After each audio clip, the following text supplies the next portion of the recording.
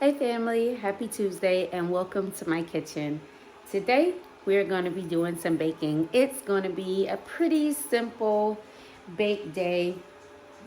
I have some apples that I've been meaning to work on that I have in my second refrigerator, my business refrigerator, and I need to get those cooked down, made into a cinnamon apple so that I can make some fried apple pies with those.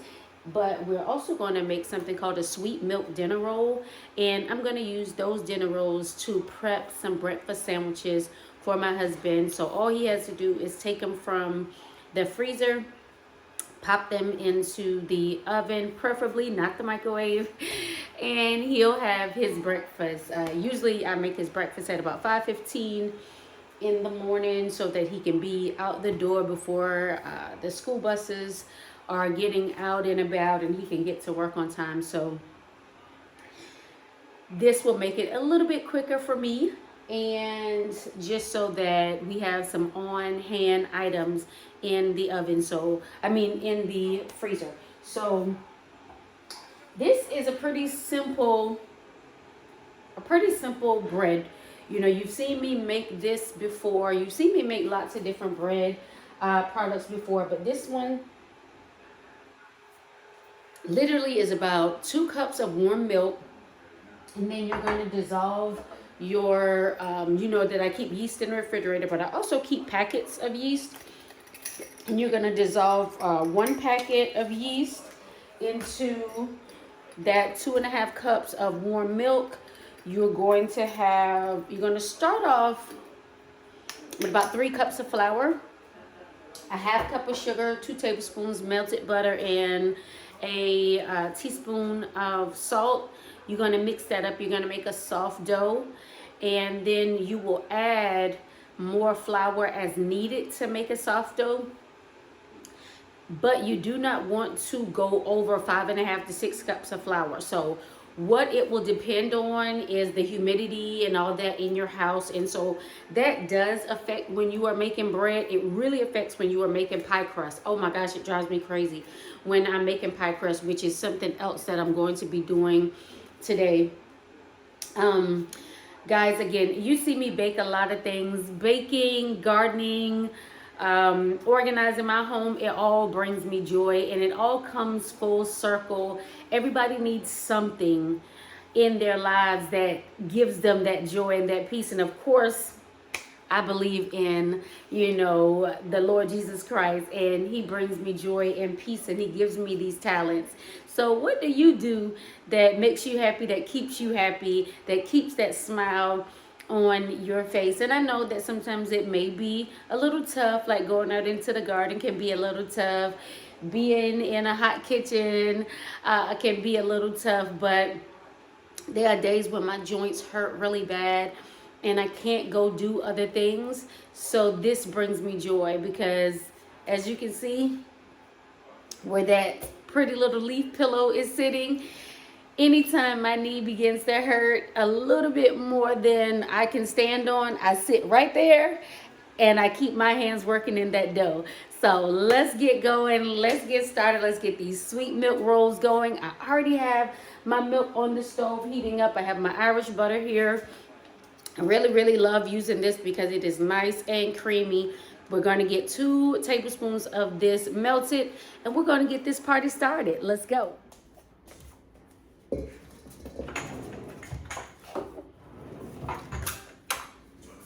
So we got our warm milk. Our yeast has bloomed. We have our half cup of sugar and our 2 tablespoons of butter.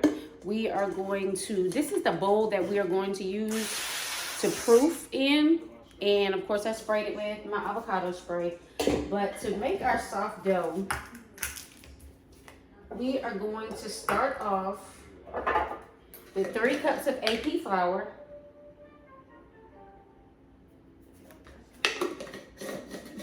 That was the salt that I just put in.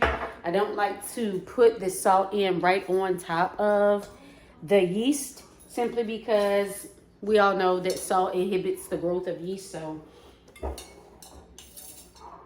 I got a clean area here because once I put about 3 cups of flour in here. What I'm going to do after that, I'm going to stir, and then I may add a cup or two more to make a soft dough, and then I'm going to put it out onto my clean kitchen counter, and I'm going to knead, okay?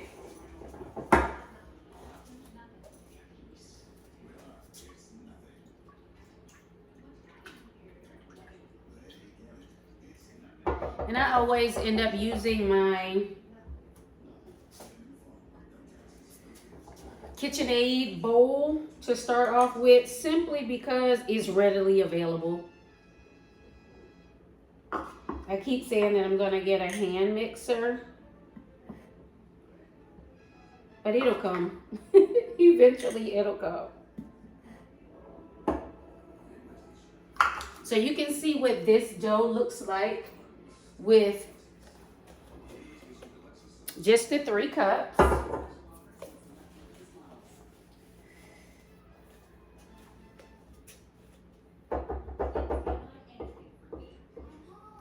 We're gonna put it on our KitchenAid. Got a few things going on over here this morning. It's never just one thing going on in this kitchen. And this is my cover for my KitchenAid.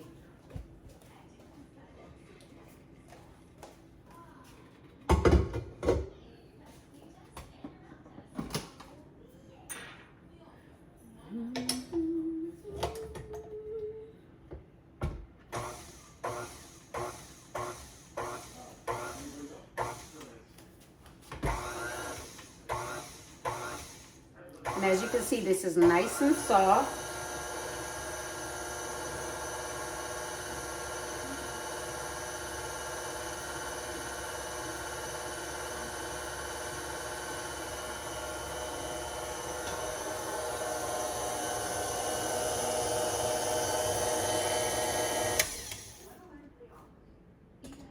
We're gonna add about 2 cups more of flour, our AP flour.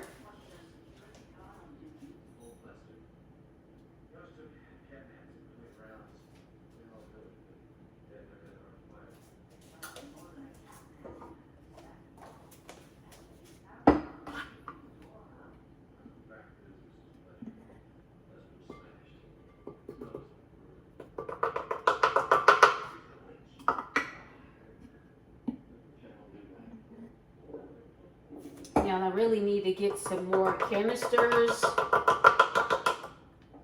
to hold my flour and sugar. It's like trial and error in the canisters that you use. Sometimes some of them are just for looks. I don't buy kitchen stuff just for looks. So we now have about 5 cups of flour in here. And this is a nice little craggly, but still yet soft dough.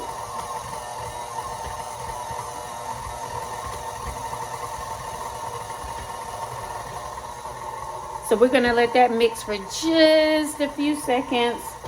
And then we're gonna take it from here onto our surface, our floured surface, and we're going to begin to knead.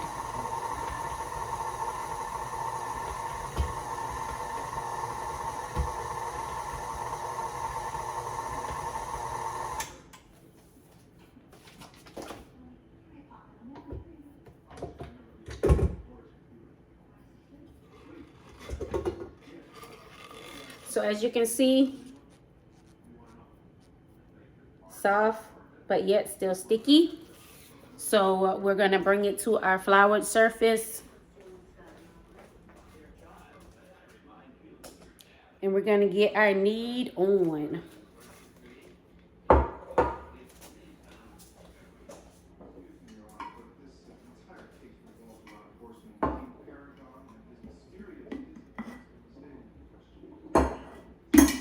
But I purchased these, just a little intermission, but I purchased these and I thought they were very sturdy. If you can see in my baking drawer here, I have all of the same types of jars, and it's just for convenience and being able to keep all my items readily available for me. Well, the one that I was keeping my brown sugar in, I went to pick up the brown sugar and realized that the whole container had shattered, and I don't know when it happened. I don't know how it happened. I don't know if one jar, because they're glass jars, of course. I don't know if one jar tapped too hard against the other one, but I had to throw the entire container away, and to be on the safe side, the brown sugar that was in it, simply because I don't know if any shards of glass were in that brown sugar, and it was much better to be safe than to be sorry. So I went ahead and I trashed that. I haven't gotten another one because I don't want to be in a hurry. I want to make sure the next containers that I get are not only practical, not only nice, but they are practical. The ones that I had in the beginning, I had some really big square containers, and they were nice, but the one for the flour and the sugar took up way too much space in the drawer, so I couldn't get the rest of my baking items in there. So I had stuff all over the place, and I didn't like that. I had to go to this drawer, that drawer, this cabinet, and I didn't like having to do that. I like all my stuff, especially when I'm baking breads. I use the same things over and over again: flour, yeast, sugar, salt, and if I'm baking a biscuit, baking powder, baking soda. So all of that is kept in here. If I'm making pizza dough, which I do need to make some pizza rolls, but all of that 00 flour is all in here. And you guys know that I'm a big fan of the King Arthur flour. So all of that is in here, and I keep extras in a different area of my house, but right on hand, I have everything that I need right here. And I like that. It makes it easier for me. And if you have been here with me for a while, you know that when I first purchased this house, when me and my husband first purchased this house, and we still had teenagers, because they weren't small kids when we moved here, but we still had teenagers in this house. My island was half the size of this.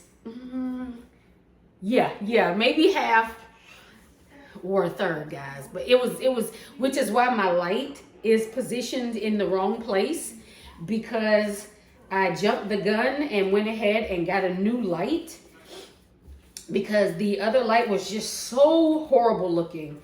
It looks like a cafeteria light. So I jumped the gun, went ahead and got a new light.